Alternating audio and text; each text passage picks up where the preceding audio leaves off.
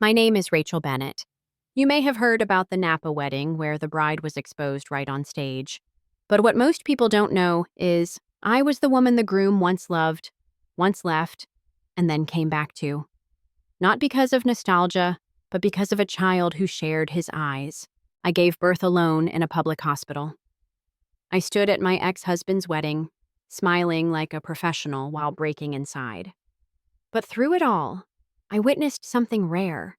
Love can shatter, but it can also rebuild if you're brave enough to forgive. Before I share my story, let me know where you're watching from in the comments. If you've ever survived heartbreak, if you still believe in second chances, hit that like and subscribe, because trust me, you're going to want to hear what happened next. I still remember the exact moment my world tilted off its axis. I was wiping down tables at the Sonoma Inn, baby formula stains on my shirt, when the email popped up on my phone. Event coordinator needed, Monroe Lee wedding, Napa Valley. My hands went numb. Monroe, Club Monroe, 18 months. That's how long it had been since I'd signed those divorce papers with shaking hands, since I'd packed up our Texas apartment alone, since I'd driven west with nothing but a suitcase and a secret growing inside me. 18 months of rebuilding myself from scratch in this quiet corner of California, learning to be someone's mother when I could barely remember how to be myself. The baby monitor crackled from my pocket, Luca stirring from his afternoon nap. My beautiful boy, with his father's dark eyes and my stubborn chin, the son Caleb didn't know existed. I should have deleted the email, should have pretended I never saw it. But something made me click on it, and there it was in elegant script. Caleb Monroe and Harper Lee request the pleasure of your coordination services for their vineyard wedding under the stars. Harper Lee, of course. His brilliant colleague who'd always touched his arm a little too long during office parties, who'd laughed a little too loud at his jokes. The woman who'd been there to comfort him when his wife, when I, had supposedly betrayed him. My phone buzzed again. This time it was my boss, Margaret. Rachel, honey, I know you don't usually work the Napa events, but they specifically requested someone with your experience. The pay is triple our usual rate. Triple. Enough to finally fix the heating in Luca's room, to stop worrying about formula costs, to maybe even start that savings account I'd been promising myself. I looked at my son through the doorway, watched him stretch his tiny fists above his head. He deserved better than a mother who ran from the past. He deserved stability, security, a chance at the life I'd once dreamed of giving him. I'll take it, I heard myself say. Margaret's relief was audible. Oh, wonderful. They want to meet next week to go over details. Very high-profile event, tech money, you know. The groom's some big-shot architect from Texas who made it huge out here. Yeah, I knew. The Castello di Amorosa vineyard looked like something from a fairy tale. All stone towers and sweeping views of the valley. I'd worn my best professional outfit, a simple black dress that had seen better days but still fit despite the changes motherhood had carved into my body. My hands wouldn't stop shaking as I walked through the entrance. You must be Rachel. A perky blonde assistant rushed toward me, clipboard in hand. Mr. Monroe and Ms. Lee are waiting in the tasting room. They're so excited to meet you. Each step felt like walking through quicksand. 7 years of marriage reduced to this, me serving drinks at his wedding to another woman. But Luca's laugh echoed in my memory, and I straightened my spine. The tasting room door opened, and there he was. Caleb had gotten leaner, his jaw sharper, wearing the kind of suit I'd once saved for months to buy him for our anniversary. He was gesturing at something, that familiar focused expression on his face as he explained his vision to someone. Then Harper appeared at his elbow, diamond sparkling on her left hand. She was everything I wasn't. Polished, confident, matching his new life perfectly. Her laugh tinkled like champagne glasses. Ah, you must be the coordinator. Harper's smile was practiced, professional. We've heard wonderful things about your work. Caleb turned and our eyes met. The world stopped. His face went white, then red, then white again. His mouth opened, closed, opened. Rachel? Harper's perfectly shaped eyebrows drew together. You two know each other? Caleb started. We worked together briefly in Texas. I cut in smoothly. my voice steadier than my hands. Small world. Shall we discuss your event needs? But Caleb couldn't stop staring. His eyes traced my face like he was seeing a ghost, lingered on the faint scar above my eyebrow from when I'd fallen during those awful first months alone. Harper's hand tightened on his arm. Darling? He blinked, seemed to return to himself. Right, yes, the wedding. We sat at a rustic wooden table, and I pulled out my notebook with trembling fingers. So you're planning an outdoor evening ceremony. How many guests? 200, Harper answered, watching Caleb watch me. All the important people from both coasts. We want it perfect. String lights, local wines, a jazz quartet. Of course, I wrote without seeing the words. And the date? June 21st, summer solstice. Caleb proposed exactly a year ago that night. A year ago. When I was 7 months pregnant, sleeping on my friend's couch, too proud to call the man who'd already chosen to believe the worst about me. That's romantic, I managed. Caleb hadn't spoken since saying my name. He sat frozen, his architect's hands that had once traced my spine in the dark, clenched on the table. We'll need someone reliable, Harper continued, her voice taking on an edge. Someone who won't flake or cause drama. Can you handle that? The insult was subtle, but clear. I met her gaze steadily. I'm a professional, Ms. Lee. Your event will be flawless. Excellent. She stood, pulling Caleb up with her. We'll email you the detailed requirements. Come on, darling, we have cake tasting at 3. But Caleb lingered, his eyes searching mine.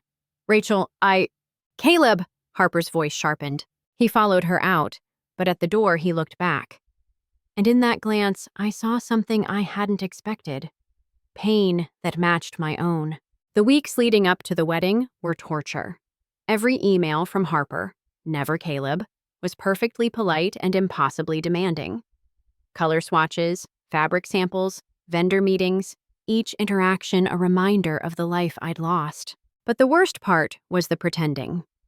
Pretending I didn't know that Caleb took his coffee black with 1 sugar. Pretending I hadn't picked out china patterns with him once upon a time. Pretending my heart didn't shatter a little more each time Harper called him darling in that possessive way. I threw myself into the work. If I was going to do this, I'd do it perfectly. No one would be able to say that Rachel Bennett had been anything less than professional. The day of the wedding arrived with perfect California weather. I'd been on site since dawn, directing vendors, checking flower arrangements, ensuring every detail was pristine. My phone stayed silent in my pocket. My neighbor was watching Luca, and I'd promised myself I wouldn't check it until after the ceremony. But during a quiet moment, while the string quartet was warming up, I couldn't resist. I pulled out my phone to see a text from Mrs. Chen next door. He's perfect, just had his bottle. Look at this smile. The attached photo filled my screen. Luca grinning toothlessly, formula dribbling down his chin, pure joy radiating from those dark eyes that were so much like his father's. Rachel? I spun around. Caleb stood there in his tuxedo, looking like every dream I'd ever had and lost. You shouldn't be here, I said quickly, shoving my phone in my pocket. Harper's getting her hair done. His voice was rough. Can we talk? There's nothing to talk about. Please. The word came out broken, just for a minute. I glanced around. The catering staff was busy. The guests wouldn't arrive for hours. Against my better judgment, I nodded. We walked to a quiet corner of the vineyard, the grapevines heavy with fruit around us. For a moment, neither of us spoke. You look good, he said finally. Different, but good. Motherhood will do that, I said without thinking, then froze. His whole body went rigid. What? My phone chose that moment to buzz. Another photo from Mrs. Chen, the notification preview showing Luca's face clearly on the screen. I grabbed for it, but Caleb was faster. He stared at the screen, at the baby with his eyes and my nose. His hands shook. Rachel, is he? Give me my phone. How old is he? Caleb, please. How old? His voice cracked. I closed my eyes. 10 months. I watched him do the math, saw the moment understanding dawned. His face crumpled. Why didn't you tell me? Tell you? Anger flared, hot and familiar. When exactly should I have told you? When you were having me served with divorce papers? When your lawyer was accusing me of affairs I never had? when you'd already decided I was a gold-digging cheater who'd betrayed everything we built together. I would have, what? Stayed? Out of obligation? Given me pity support checks? I snatched my phone back. My son deserves better than a father who stays out of duty. Our son, he corrected quietly, and something in my chest cracked. A voice called from the main venue. Mr. Monroe, we need you for photos. He looked torn, glancing between me and the direction of his bride-to-be. Rachel, we need to… No, we don't. You made your choice, Caleb. Go marry Harper. Be happy. Live your perfect new life. I turned away. I have work to do. This isn't over, he said. I didn't answer. Couldn't, because if I opened my mouth, I'd either scream or sob, and Luca's mama didn't have time for either. The ceremony was beautiful. Of course it was. I'd made sure of that. Harper glowed in her designer dress. Guests dabbed at their eyes, and the string quartet played perfectly as the sun set over the valley. I stayed in the shadows, coordinating vendors, avoiding eye contact with the groom who kept searching for me in the crowd. During the vows, when the officiant asked about forsaking all others, I had to walk away. The reception was in full swing when disaster struck. A tipsy groomsman knocked into a server, sending red wine cascading over Harper's sister's silk dress. The woman shrieked, Harper rushed over, and suddenly I was needed front and center. Fix this, Harper snapped, her bridal glow cracking to show something uglier underneath. I grabbed club soda and towels, dropping to my knees beside the wine-soaked guest. It's okay, we can… This is what happens when you hire trash, Harper hissed, just loud enough for me to hear. I knew we should have gone with someone more upscale. Something in me snapped. 7 years of keeping quiet, of being the bigger person, of swallowing my pride. It all rushed up at once. You're right, I said, standing slowly. I am trash. I'm the woman who spent 7 years building a business with my husband, only to walk away with nothing. I'm the woman who was 7 months pregnant when she found out her husband believed she'd cheated on him. I'm the woman who gave birth alone in a county hospital while the father of her child was probably picking out wedding venues with his mistress. The reception had gone quiet. Harper's face had drained of color. Rachel, Caleb appeared, reaching for my arm. I jerked away. Don't touch me. Don't you dare touch me. The words poured out like poison from a wound. Do you know what Luca's first word was? Mama.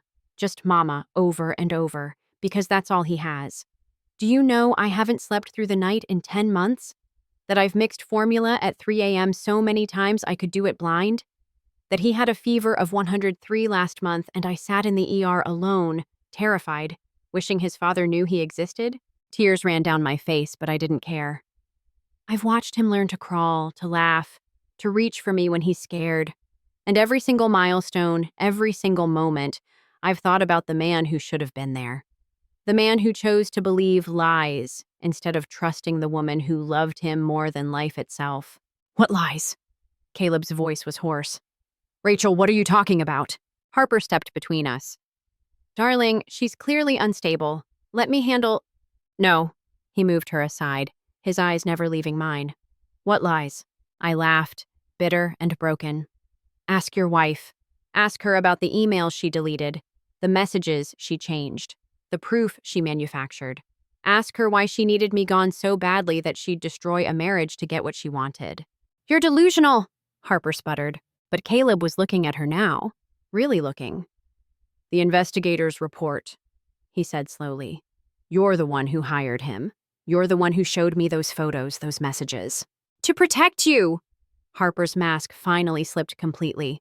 She wasn't good enough for you, a small-town nobody holding you back from greatness. The silence was deafening. 200 guests watched the drama unfold like a soap opera. I'm done, I said quietly. Your vendors are paid through the night. The schedule's with your assistant. Congratulations on your wedding. I walked out with my head high, but I barely made it to my car before the sobs hit. All the pain, all the rage, all the loneliness of the last 18 months crashed over me at once. I drove home blind with tears, desperate to hold my son, to remind myself that something good had come from all this wreckage. 3 days later, I was back to my routine. Wake, feed Luca, work at the inn, Pretend the world hadn't imploded at a society wedding in Napa. Margaret had been understanding about me walking out. Apparently, the story had made local gossip blogs, painting me as the wronged woman standing up to entitled rich folks. I was bathing Luca when the doorbell rang. Mrs. Chen wasn't expecting to babysit, and I didn't order anything. Wrapping Luca in a towel, I carried him to the door. A young woman stood there, professional blazer and nervous expression. Rachel Bennett? Yes? I'm Sarah Winters. I used to be Mr. Monroe's assistant at Skyline West. I have something for you. She held out an envelope, yellowed with age. My name was written across it in my own handwriting. I don't understand, I said, shifting Luca's weight. After you left, after the divorce, I was cleaning out files and found this in Ms. Lee's desk. I knew it was wrong to keep it, but she was my boss and I needed the job, and she bit her lip. When I heard what happened at the wedding, I knew I had to finally do the right thing. My hands shook as I took the letter. This is the letter you sent Mr. Monroe. 3 months after your divorce, Ms. Lee intercepted all your communications. I'm so sorry. I'm so sorry. She left before I could respond. I stood in my doorway, holding my son in one arm and the past in the other. That night, after Luca was asleep, I sat at my kitchen table and opened the letter I'd written in the darkest period of my life. Caleb, I know you don't want to hear from me. I know you believe I betrayed you, betrayed us. But I need you to know the truth, even if you never believe it. I never cheated. Never. Those messages, those photos, I don't know how they existed, but they weren't real. You were the only man I ever loved, the only one I ever wanted. I'm writing this from a hospital bed. I'm pregnant, Caleb. I found out the week before you filed for divorce, but you wouldn't take my calls. Our baby is due in 2 months, and I'm terrified and alone, and I still love you so much it physically hurts. I don't want your money or your pity. I just wanted you to know that somewhere in this world, there's going to be a piece of us that's pure and good and untouched by all this pain. I'll raise this child to be kind and strong and brave. I'll tell them their father is a good man who builds beautiful things. I won't tell them how their parents' love story ended because maybe that's not the part that matters. Be happy, Caleb, even if it's not with me. Forever yours, Rachel. I pressed the letter to my chest and cried for the girl who'd written it, for the man who'd never read it, for all the days our son had lived without his father because of lies and manipulation. My phone buzzed. Unknown number. Hello? Don't hang up. Caleb's voice was raw, broken. Please, Rachel, don't hang up. How did you get this number? Sarah Winters came to see me too. Brought copies of everything. Every email you sent that Harper deleted. Every call log she had security block. Every message she fabricated. A shaky breath. God, Rachel, I'm so sorry. I'm so fucking sorry. Sorry doesn't give Luca his first 10 months back. I know it doesn't. His voice cracked. Can I meet him? Please? I'll do whatever you want, follow whatever rules you set. I need to see my son. I closed my eyes, saw Luca's face, thought about all the times I'd wished his father could see him smile. Tomorrow, 2 o'clock, the park on Riverside, 1 hour. Thank you, he whispered. Thank you. I hung up before I could change my mind. I barely slept. 1,000 scenarios ran through my head. What if Luca was scared? What if Caleb had changed his mind? What if this was all a huge mistake? But at 2 o'clock, I was at the park, Luca babbling happily in his stroller, unaware that his life was about to change. Caleb was already there, sitting on a bench, looking like he hadn't slept either. He stood when he saw us, and I watched his face crumble as he got his first real look at his son. He's beautiful, he breathed. He's stubborn, I said, trying for normal. And he hates peas, but he loves music and dogs and peekaboo. Caleb took a tentative step closer. I lifted Luca from the stroller, held him close for a moment, then slowly extended him toward his father. The moment Caleb's hands touched his son, something shifted in the universe. Luca, who usually cried with strangers, looked up at Caleb with curious eyes. Then, impossibly, he smiled and reached for Caleb's face. Hi, Caleb whispered, tears streaming down his cheeks. Hi, baby, He looked at me, questioning. Dada, I supplied quietly. We've been practicing, just in case. Caleb made a sound that was half laugh, half sob. Luca grabbed his finger, holding tight like he'd never let go. We sat on the bench, Caleb holding Luca like he was made of spun glass. I told him about our son, his favorite toys, his bedtime routine, how he'd learned to crawl last month and immediately went for the cat's tail. I missed everything, Caleb said, watching Luca explore his face with chubby fingers. Not everything, I said. He's only 10 months old. There's so much left. Harper's gone, he said suddenly. The marriage was annulled. Turns out marrying someone under false pretenses is grounds for, well, my lawyer's handling it. I'm sorry, I said, and meant it. Despite everything, I didn't want him to hurt. I'm not. He looked at me over Luca's head. I've been living a lie for 2 years, believing lies, choosing lies, building a life on lies. His voice dropped. I let her convince me you'd betrayed me because it was easier than admitting I was scared. Scared of what? Of not being enough. You gave up everything for my dreams, and when they started coming true, I felt like I owed you this huge debt I could never repay. Harper made me feel like I'd earned it all myself, like I deserved success without guilt. He kissed Luca's forehead. I was a coward and a fool, and it cost me everything that mattered. Luca yawned, snuggling into Caleb's chest. My traitorous heart squeezed at the sight. I don't expect forgiveness, Caleb continued. I don't expect anything, but I want to be his father, if you'll let me, and maybe we can find a way to be friends, for his sake. Friends. The word sat bitter on my tongue, but I looked at my son, safe and content in his father's arms, and nodded. We can try.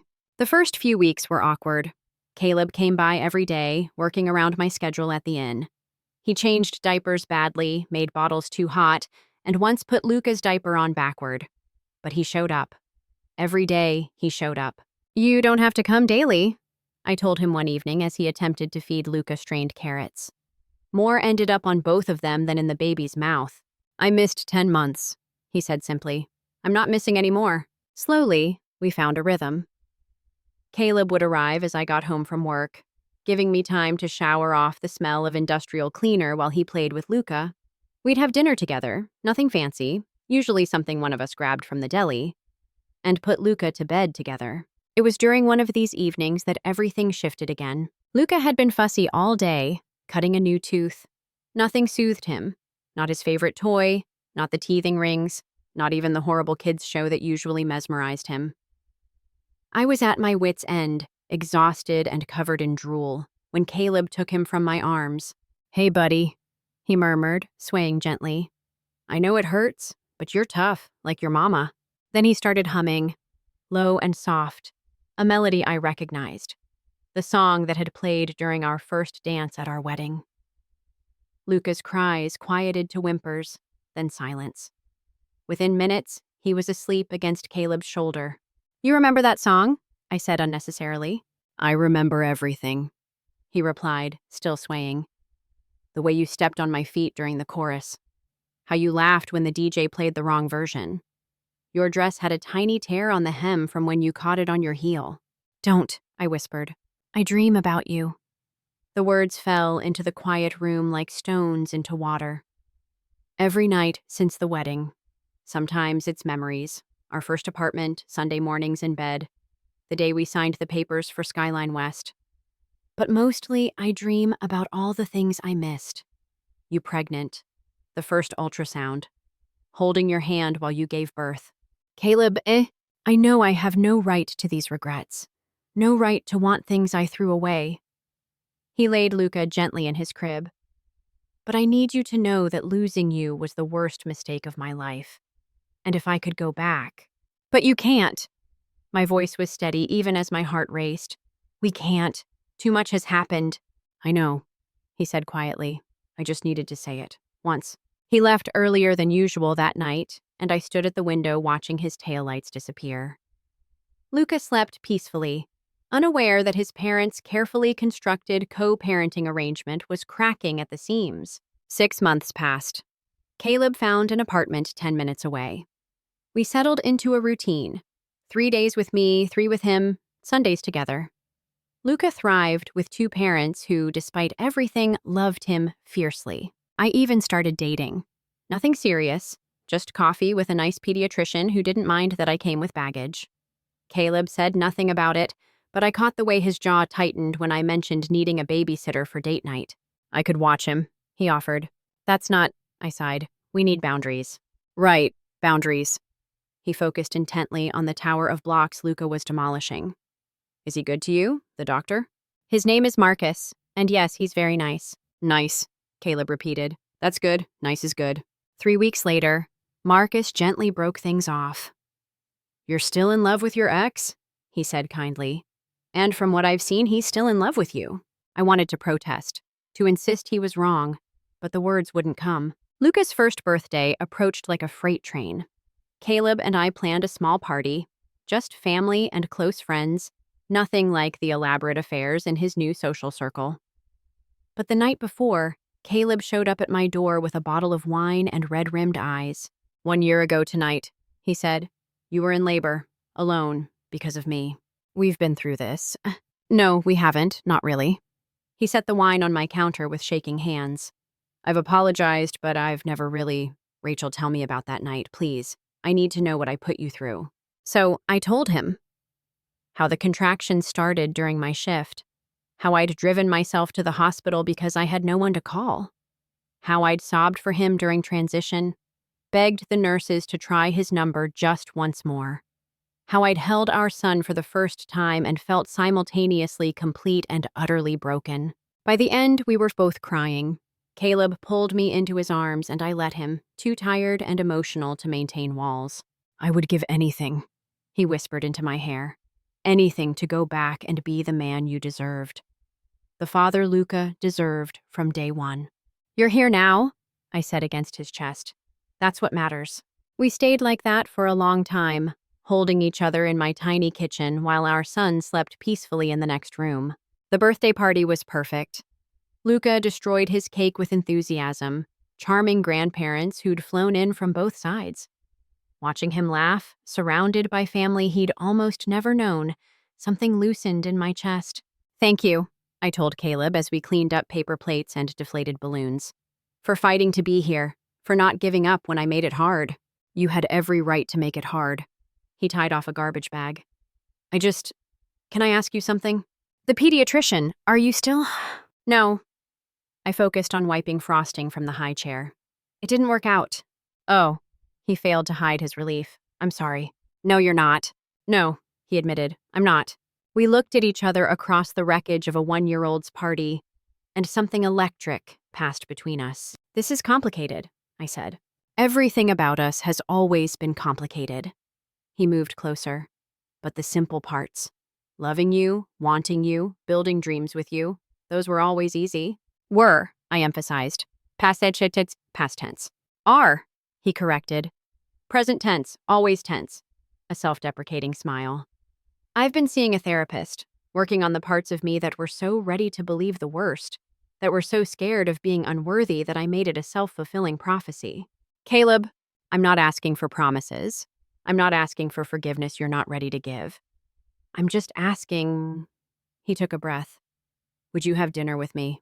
A real dinner, not eating over Luca's high chair. Just us, talking like adults who once meant everything to each other.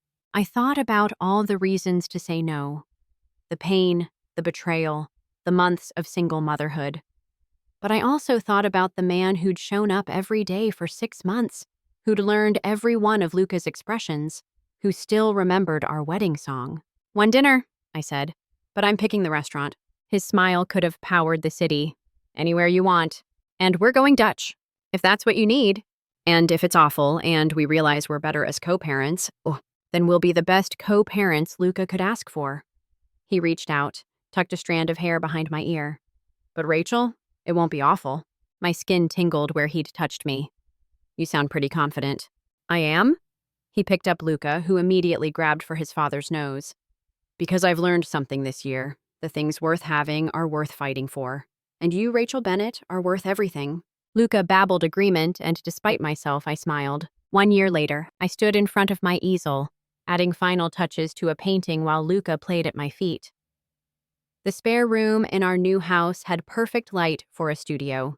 Caleb had made sure of that when we were house hunting. Mama, up! Luca demanded, and I obliged, settling him on my hip. What do you think, baby? Does it need more blue? Boo! He agreed enthusiastically, reaching for the brushes. No touching, remember? These are Mama's work tools. The front door opened, and Luca immediately squirmed to get down. Dada! Caleb appeared in the doorway, still in his work clothes but carrying groceries. Hey, buddy. Hey, beautiful. He kissed Luca's head, then leaned over to kiss me, soft and familiar. 6 months since we'd officially gotten back together, and every kiss still felt like a gift. New commission? He studied the painting, a sunset over Napa Valley, though this one was for a happy couple who'd actually made it through their wedding. The Johnsons. They saw my work at the coffee shop and reached out. My little art business was growing slowly but steadily, fitted around part-time hours at a local gallery. How was the site visit? Good. The client loves the sustainable design elements. He set Luca down and wrapped his arms around me from behind. I was thinking, what if we made it official? I turned in his arms. Made what official? He pulled a small velvet box from his pocket. Inside sat my original wedding ring, the one I'd sold to pay for baby supplies, restored and reset with a new stone. I tracked it down, he said quietly. Had it repaired, because some things deserve a second chance. Caleb Monroe, is this a proposal? It's a promise. He dropped to one knee, and Luca immediately tried to climb on his back. Rachel, I promise to trust you, to trust us, to show up every day and choose our family. I promise to never let fear or pride come between us again. I promise to dance with you to our song, to change my fair share of diapers, and to love you both with everything I have. Will you marry me again? Through tears, I saw our whole story. The young couple building dreams in Texas, the broken woman driving west with a secret, the tentative co-parents learning to trust, and now this, a family that had earned its happiness through pain and growth and forgiveness. Mama cry? Luca patted my cheek, concerned. Happy tears, baby. I knelt down to join them on the floor. Yes, yes to all of it. Caleb slipped the ring onto my finger, and it felt different this time. Heavier with knowledge, but lighter with truth. We'd already survived the worst. Everything else was just life. Family hug, Luca demanded, and we obliged, the three of us tangled on the studio floor, paint probably getting on Caleb's suit. Later, we'd call our families. We'd plan another wedding. Smaller this time. Just the people who'd stood by us through the wreckage. We'd merge our lives properly, legally, permanently. But for now, we sat in the afternoon light, our son chattering happily between us, building our future on foundations of truth instead of fairy tales.